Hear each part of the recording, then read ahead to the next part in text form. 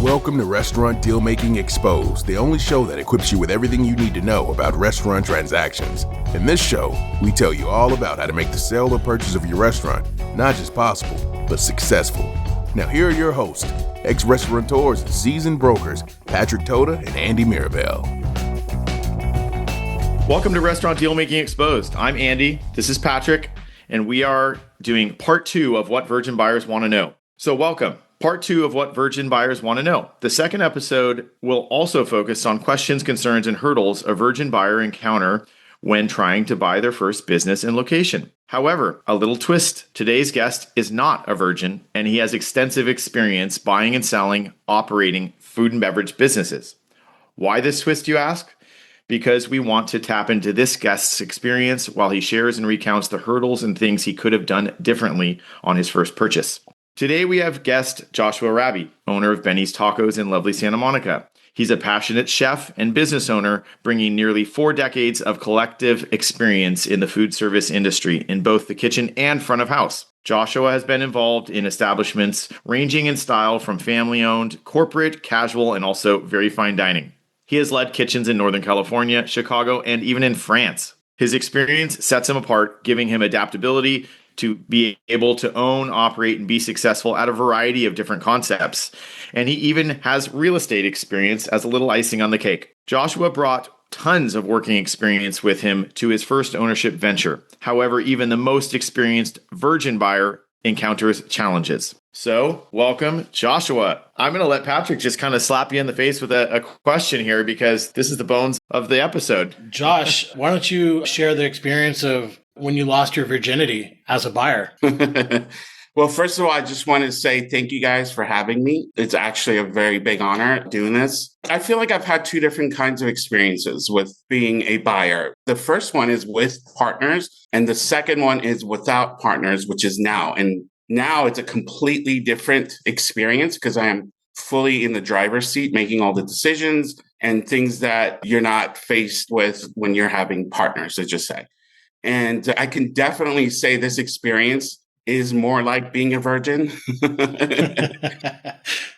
because you get really emotionally attached to the listing where, when I got into Benny's Tacos, we had a big expansion plan. We had 2 locations. After like 2 years into it, we opened our 3rd location. And this location was like kind of like a unicorn because it checked all the boxes. It had this huge prep kitchen, we were going to do some sort of a commissary and open more locations, etc. The rent was super low. It was like crazy low for Culver City. It was in a really visible corner. However, my partners chose not to do due diligence. They basically cheaped out. They didn't want to spend like $2,000-$3,000 to bring in people to check the HVAC, to check the hood system and, the swamp cooler, basically everything electrical. And they're like, it's fine. Are you kidding me? With all the money we're going to save just on rent, man, whatever comes our way, we can fix it. Well, guess what? That unit happened to be turned into be a big nightmare because what the landlord actually did was it used to be a huge retail space and they cut it into 3 little places, units, and then they weren't even built as restaurants. So we've had a major nightmare ever since we've been in that location, paying all kinds of money for HVAC, paying all kinds of money for, fixing the hood and et cetera. Nothing really works. And electrical doesn't even, it works, but there's a lot of challenges. Like the back kitchen, the AC is like next door. So we had to go into Subway to fix and repair our own AC, that kind of thing. Sorry to interrupt. I just want to say that I wanted to highlight something that really stands out to me right in the beginning of your conversation, because we didn't pick up on this in the first part 1 of this series, was doing this as alone or doing this with partners. I think that's really something to dig into here. And it sounds like your partnership kind of didn't have the checks and balances or communication, and it actually bit you in the rear end. Well, yes. How are you feeling now? What about when you did your first experience on your own, buying on your own? What's the difference here? Well, to begin with, I'm completely in the driver's seat. So I'm making all the decisions and I'm doing things the right way, basically, versus, taking shortcuts and doing things that are kind of outside the box. I feel like this experience with Restaurant Realty has been very unique because I feel like I'm working with agents that are very different from the agents I worked in the past. You guys have experience in the restaurant business, and I feel like you guys know how to work both the seller and the buyer at the same time. I feel like Patrick is like kind of my own agent right now. I mean, he's giving me the same attention. Sometimes I think he's my agent, and he's actually the seller. I am your agent. Let me ask you a question, Josh. Tell the listeners how you manage your emotions of wanting something really bad with being, prudent and going through the due diligence because you don't want to skip all those steps. How do you manage that process internally? Isn't that called defer to the wife? They do that for us. Yeah. Yes. Well, I think the first thing that comes to mind with this experience of buying my own restaurant, and I know I am very guilty of this, is do not get emotionally attached to the listing because there are so many stages that happen. And you know what? You kind of think you're thinking oh my God, I got this. It's going to happen. You start looking for a house you're going to buy and you're starting to imagine what your future is going to be. So don't go there. And it's kind of like your first kind of crush, when it doesn't happen, it really hurts for a little bit. But it's really important. But I got to chime in too, again, Joshua, that I want to validate you in the fact that being emotional, I think there is something strong to that. You have to have a visceral, attraction to what you're buying, I think, in order to really bring forth that passion once you take it over. So obviously table it at a certain level, but passion is key to all these transactions. And I really I love when I see someone who's excited and, i.e. you in a concept, That's a really good point, Andy. I think that's really important. If you don't have that emotional attachment or passion about it, then it might not be the right place. It's just about managing that with making sure you go through the whole process and being able to let it go. In Heat, when Robert De Niro says, you got to be able to let it go. So, that's one of my favorite scenes. But yeah, I think that it is important to have that passion. I had a huge amount of passion for the place. I ended up buying from Steve Zimmerman for Embarcadero. I had to walk away from it and I was sick for a week. And then when I finally got that call from Steve a week later and the deal was back on, that was one of the first times I realized that a deal can die so many times and it can still end up happening. And I was just zooted once I found out we were still doing that deal. Yeah. But I think it's really important on the business side of it is not to get too emotional because then the seller sometimes takes advantage of that. That can be true. Hold your cards tight. Yeah, they'll put you on ice for 3 months and not return your call. Exactly. I don't know what you're talking about. When you see an attractive listing, what is one of the first things you dive into other than just what is shared on the listing? Maybe, of course, maybe you'll sign an NDA for a confidential listing and things will be shared. But are you trying to first and foremost justify the list price? What other details do you gravitate towards first in your review? Joshua? I feel like the SDE is very important because in this stage of the game for me, I'm looking for a well-established business. I'm not looking for a startup or a turnkey kind of a situation. So I think the SDE is really important. Also, the sales are very important. But then again, if you have strong sales and then not a strong SDE, that still tells me that there's good potential there. Got it. Okay. So you're putting some value on potential too for growth. You have the energy to make corrections to make a place more profitable. But as our listeners don't know, all of us on this three-way call have a lot of gray hairs in our whiskers. So we're not going to be wanting to do a startup from scratch. It's a lot of work. At this point, I'm willing to pay a price that for a business that's been established. So I can just kind of pick up the baton and just continue and then work on expanding or growth rather than, getting something at a low price and putting in your concept, et cetera. It's really not about me anymore. And I don't have that kind of like a chef ego kind of a mentality because now I wear the owner hat or the operator hat. So I'm looking for a good business to operate that's already been established. That's key. And how are you bringing in we've talked about this on other episodes, but having your set of professionals, attorneys and other people that can help you and advise you. When are you bringing them in on this deal or a deal, I should say?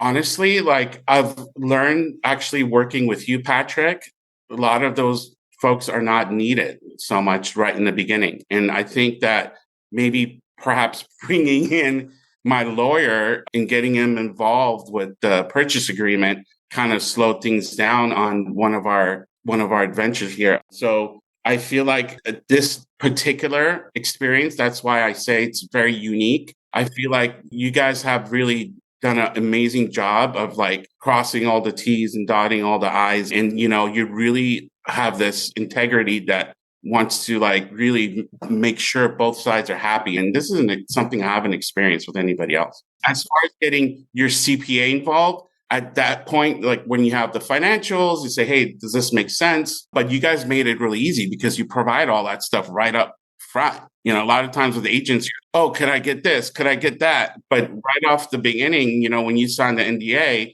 you guys got this amazing package that's got everything there. We've brought that up in part one of this series, that buyer beware if an agent or a seller is holding things too close to themselves, if they're not willing to share or they're selling too verbally. It's like you sell the value of your business by sharing accurate financials. Parties that hold that too close, there's kind of a red flag there. And another thing you just talked about also with professionals and bringing in CPAs or potentially an attorney or an industry specific broker, i.e. myself or Patrick, it has a lot of benefit. And then you highlighted in the beginning of the episode that your first experience was, hey, this listing looks great. There's a lot of potential here, low lease, great lease, all these different factors, but you and your partners didn't choose to bring in a lot of professionals and a bit in the rear end moving forward, and it hurt you financially. Yeah. Have you run into any red flags when you're vetting a business opportunity, especially maybe in the first, transaction you and your partners went through or otherwise? No, except for we had this other, well, it's really not, this red flag is really more like making the mistake and then finding out later. And this is another experience, which was a bar that we reopened in Palm Desert that included property, and had no agent involved.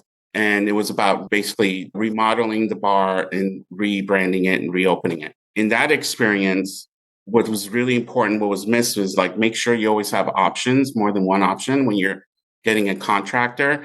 And when you have a partner, you make sure you have the concept dialed in the operating agreement before you go into the opening, because a lot of it could change. You're going to lose sight of the concept, and then you really regretful in terms of like, why did I not have more than one contractor? In the end, it cost me a lot of money because the guy was just not that good anyways. If I would have had more, quotes, maybe that would have created a little bit more competition. And yeah. You said operating agreement, and that resonates with me because in my 20s and I'm ready to go on my first location. Let's go. We're going to move fast on this great opportunity. And we did. We had an operating agreement that I essentially drafted. And these, bigger, older investors, we all signed off on it. But guess what? After year one, when there was supposed to be equity transfer, sweat equity transfer, things like this, oh, no, that's not how I interpret it. And then the other partner goes, no, that's not how you interpret it either. And I'm not going to fight these big wigs with all the money and age behind them and experience. And it really was my biggest learning curve is an attorney should have drafted it. Everyone should have been completely on the same page, and there should have been no gray area. And it really cost me over 10-year lease with how much I ended up owning in my own company. That's my biggest mistake, hands down. To your point, I think that when do you really need to get an attorney involved? When you have something like an operating agreement, when there's going to be possibly a silent partner or, So at that stage, it would be important. Anytime you have partners involved, you need to have an attorney involved because, again, this is like being married to somebody and, that could really work against you or it can really go in your favor. And I think people underestimate what it really means to have a partner. And I think that is something that people need to take very serious because that person is tied to you throughout that process. I will say one, and I'm going to really, hats off to Patrick here. He's really taught me in taking a step back from hand holding too far with clients. And it is a practice now that we're really keen on beyond a certain very basic level of drafting and, language or communication with our clients, we have to bring in the professionals. You have to bring in and recommend professional CPAs and attorneys. And it's nice because we have a network of those type of attorneys that are restaurant specific, lease specific, whatever it is that we can share with our clients. So, and I think it's really important to bring in your lender as well and get involved early with that process. Don't wait until you put in a purchase agreement and then start looking for the money or the loan. Get involved early. Find out who is in your corner. Yeah. Can we earmark that for the listeners? Listen to that part again that Joshua just said.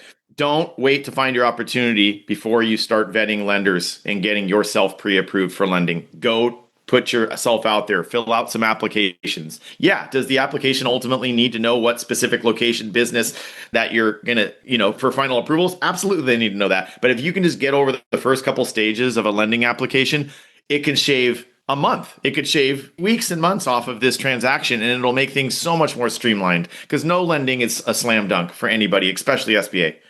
And if you have a crowded room with offers, then, the seller is more inclined to go with somebody who's got their stuff together and has some sort of proof where they can actually get the money. I think this is really important. I find that, if a buyer can just have everything prepared, and also once we go into contract, not delaying to do the application, all that time, it can cost a deal. And, so once, I find a lot of buyers sometimes, to their credit, they're very busy because they may own a restaurant or they have a full-time job, but going into contract becomes a full-time job very quickly. And you have to have the time and the effort and want to get through that. And sometimes it gets pushed to the very end of their day. And I think it's really important that buyers take it very seriously to get through all the information that they need to for both the seller and the escrow and all the things. That's going to be something I'll highlight again at the end of the episode for our listeners, because that's a gem to note that to start the pre-approval process from the buyer end sooner.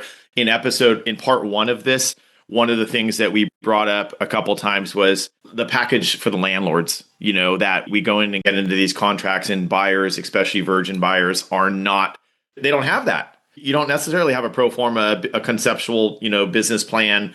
You don't have your bank statements and tax returns all ready to go. This is something that if you just have this already ready to go in a file, it doesn't need to be a 20-page business plan, something simple. This cuts down on the timeline, of due diligence. If you're not prepared in that and you're doing that on the fly after a contract's been signed, I'll just reiterate it. Time kills deals. And if we share things that are not that are incomplete or not thorough with a landlord or a seller for that matter, they really raise an eyebrow on it because you don't look organized. Yeah, I have all my financials and balance sheets and P&Ls and K1s and 1099s and W2s, everything on my Google Drive. And whenever somebody requests, I just send them a link. So everything's just one, rather than chasing, taking the time and, everything's there. I have a question for you guys. When do you think is the right time to actually apply for the loan or fill out the loan application? I'm not talking about the pre-approval, but is it after or before the purchase agreement is signed?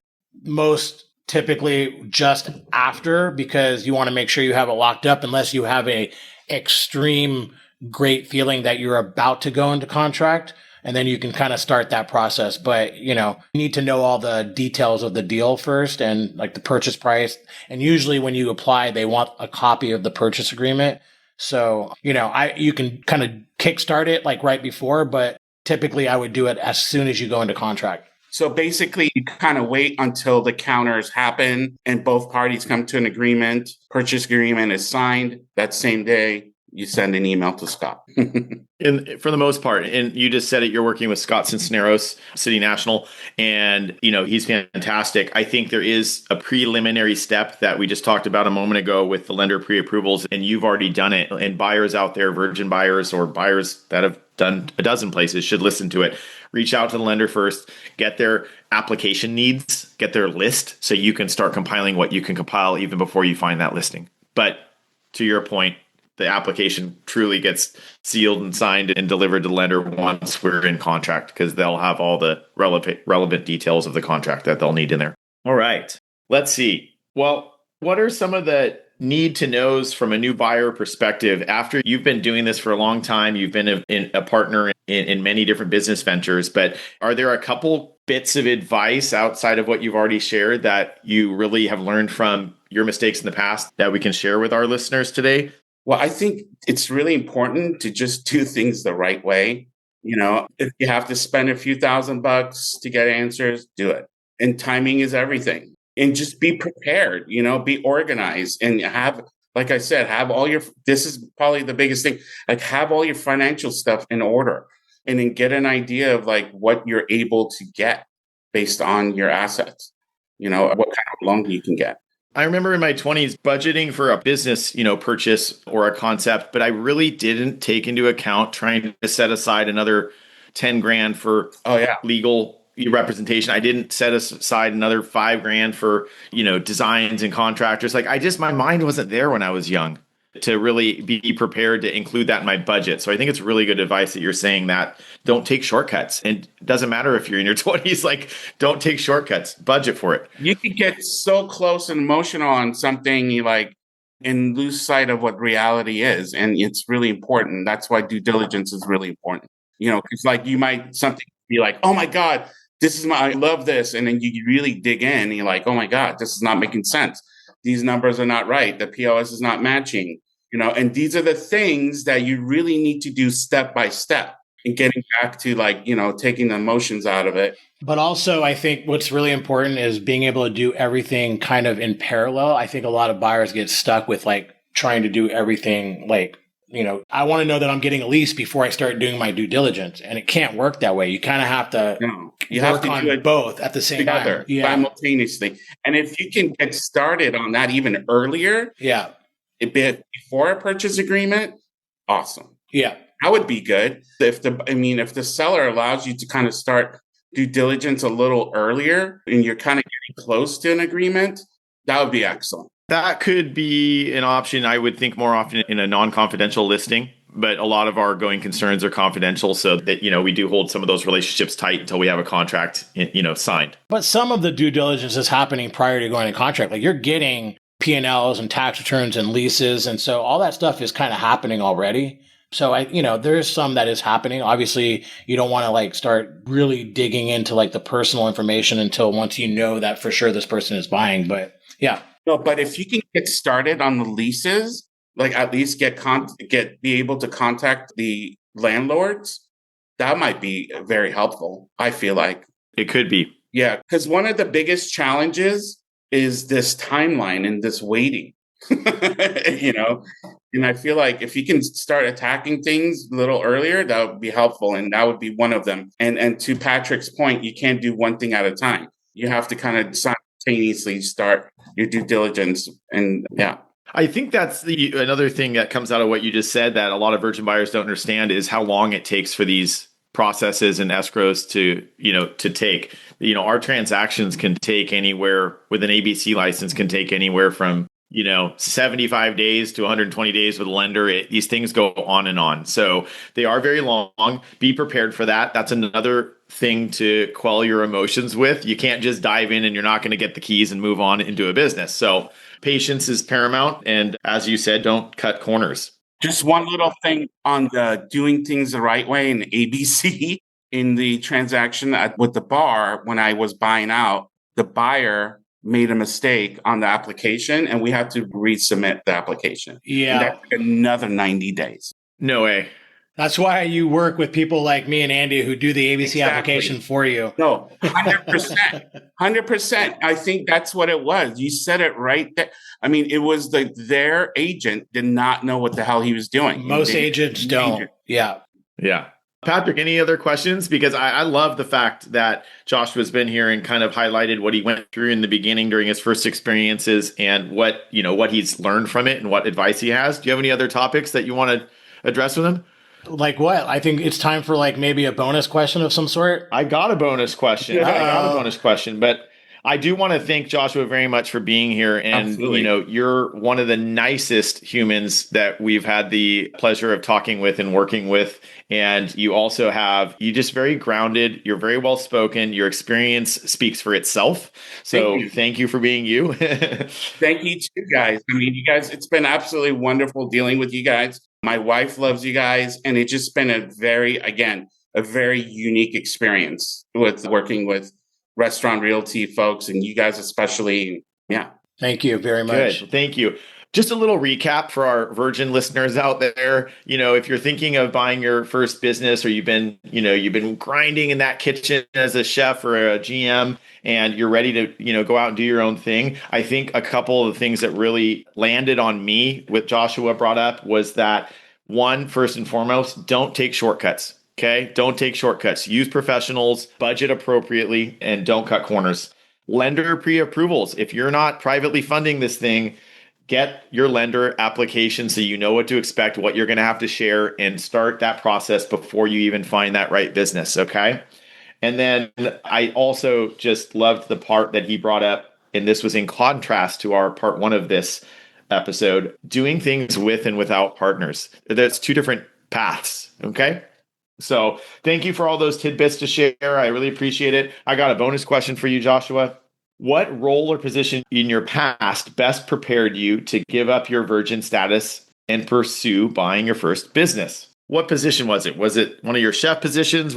Tell me what you gained the most experience from to prepare you for this first purchase. Honestly, I think that there's two stages of that. It was my experience as an employee where I worked at, like 20 years in the kitchen, and I worked about 8 years in front of house.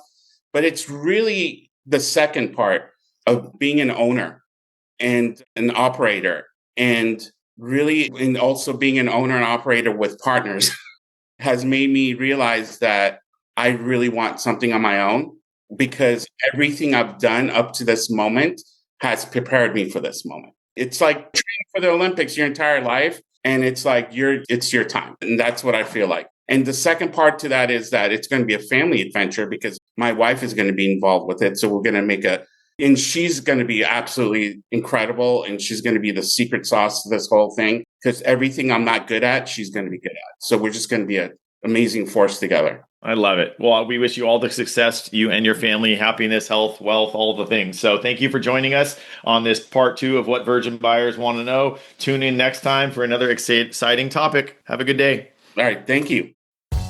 If you enjoyed today's show and don't want to worry about missing an episode, you can follow the show wherever you listen to your podcasts. And if you found today's episode interesting or useful, please share it with someone you think would benefit, and consider leaving a rating and review. Reviews help restaurant owners or buyers just like you discover this podcast and benefit from the important topics covered in the episodes. Your opinion matters to us as a listener, so feel free to leave topic suggestions and feedback for us, as we will use these to tailor the episodes to you and help you get the most out of listening.